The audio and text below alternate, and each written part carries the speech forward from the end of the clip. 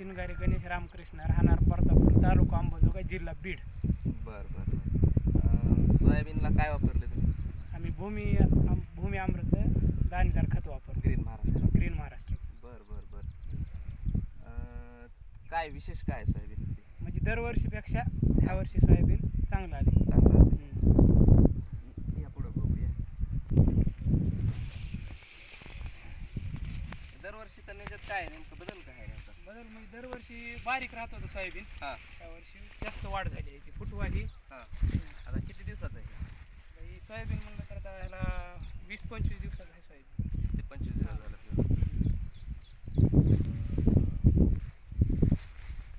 ह्याच्यात एक बारकाईनं लक्ष करा. जसं आपण केमिकलमध्ये एखादं फर्टिलायझर मारतो पण 10-26 असू द्या कोणतंही असू द्या, एकदम वाढ जास्त होती बरं का. ती वाढ जास्त झाली का हे जे शेंडे आहेत ना हे जास्त पिवळे असतात. आता 8 दिवस झालं कसला सूर्यप्रकाश नाही, पिवळेपणा कुठंच नाही. आणि प्रत्येक पानामध्ये तुम्हाला एक सांगतो मी, ही जी पान तोडलं सोयाबीनचं त्याच्या घड्या घड्या दिसतात ना छोट्या छोट्या छोट्या, जितक्या पानात जास्त घडी असन एकावर एक एकावर एक एकावर हे स्टोरेज आहे पिकाचं. तर पानामध्ये फुल स्टोरेज भरलेलं आहे, फुल स्टोरेज. आपण त्याला काय अजून बाकीची ट्रीटमेंट दिलेली नाही, पण स्टोरेज फुल आहे. असं पान मऊ लुसलुशीत असं हे नाही जास्त, एकदम कडक आणि स्टोरेज फुल भरलेलं पान आहे. व्हरायटी कोणती ही? JS 335. JS 335. बरं बरं. आणि बाकी आता तुमच्या शेजारी पाजारी तर दुसऱ्यांनी आपलं रेग्युलर प्रमाणे खत फिरून फवारणी पेरणी केलीच असेल. त्याच्यात आणि ह्याच्यात काय फरक आहे? फरक म्हणजे ही सोयाबीन आता तुम्हाला दिसायलेच त्याच्यात. आपण सोयाबीन बघा आणि ही सोयाबीन बघा. बरं बरं बरं आपण ते पण सोयाबीन बघू. शेजाऱ्याचं इकडल्या पण शेजाऱ्याचं बघू, इकडल्या पण शेजाऱ्याचं बघू.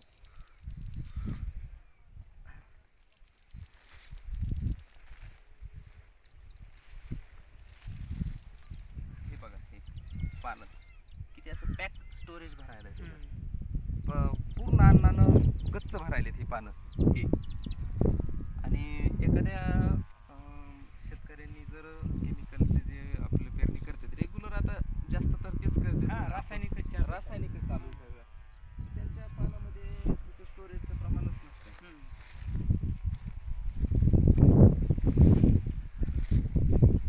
दुसरी गोष्ट कसलीच कीड नाही, बियाणाची मर नाही, मर काहीच नाही. मर नाही, उगवण क्षमता चांगली झाली.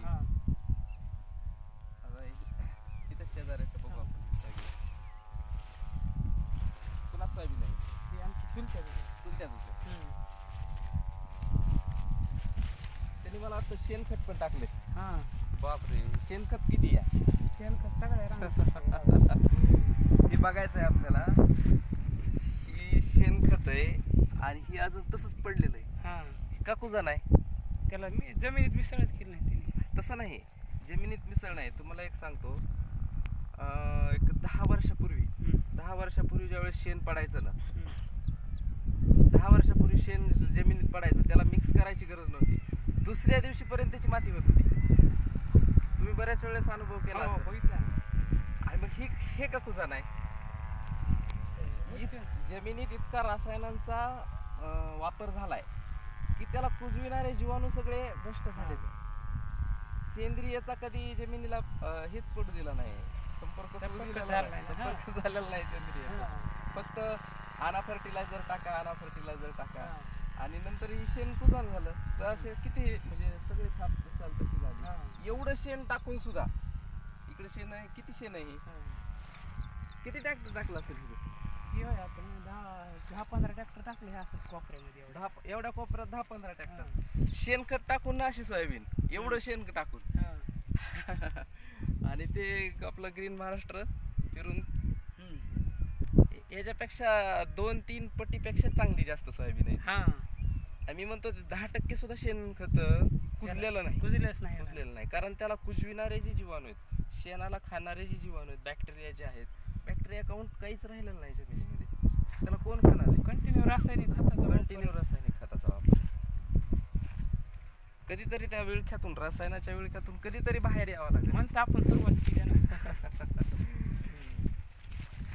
बाहेर निघायचं.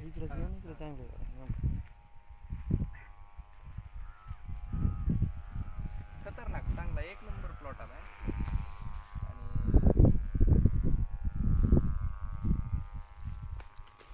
कोळपणी करून किती दिवस झाले? 3 दिवस झाले बा. आत्ताच असेच कोळपणी. म्हणजे ती 25 दिवस झाले की. बरं बरं. आता आपण ऑर्गॅनिक केलंय, त्याचा आता तुम्हाला उत्पादनात तर फायदा आहेच, पण त्याचा काही तुम्हाला त्याचा रेटमध्ये काही फरक पडणार आहे हा. का? नाही तर शेतकरी असं म्हणतात बाबा आम्हाला रासायनिक करायचंय आणि सेंद्रिय साईडला करायचंय. आम्ही सेंद्रिय का करावं? आम्हाला त्याच्यापासून काय फायदा असला तर सेंद्रिय करायचंय, फायदा नसल्यावर का सेंद्रिय करायचं? हा, तुम्ही खत किती किलोमीटरहून आणलं? आता मग नाही तर 75 किलोमीटर. 75 किलोमीटरहून खत घेऊन आलात. हा. शेतकऱ्यांनी का जायचं 70-75 किलोमीटर? गावातच आपल्याला मिळणार आहे, DAP मिळणार आहे, 10-26 मिळणार आहे. ऐकून घ्या, 75 किलोमीटर शेतकऱ्यांनी जायचं, खत घेऊन यायचं, आणि त्याचा आपल्याला 1 रुपयाही जास्त भाव जर नसला मिळत तर शेतकऱ्यांनी बी का करायचं? पण मग तुमच्याकडे आहे का असं काही साधन की तुम्हाला ह्याचा काय फायदा आहे का सेंद्रिय हा, केल्याचा? फायदा आहे. कसा? म्हणजे आम्ही एका ठिकाणी आता सरनं बोललंय, हा त्या सरने आम्हाला म्हणले तर हा दुसरीकडचा भाव तर मला 50 रुपये किलो घेतलं हा, तर आपलं हा. ही जैविकचं सेंद्रिय शेती सेंद्रिय शेतीचं केलेलं. 55 रुपये किलो घेऊ, 5 रुपये किलो भाव वाढवून देऊ तुम्हाला. बर बर बर. ती कुठं होणार आहे खरेदी?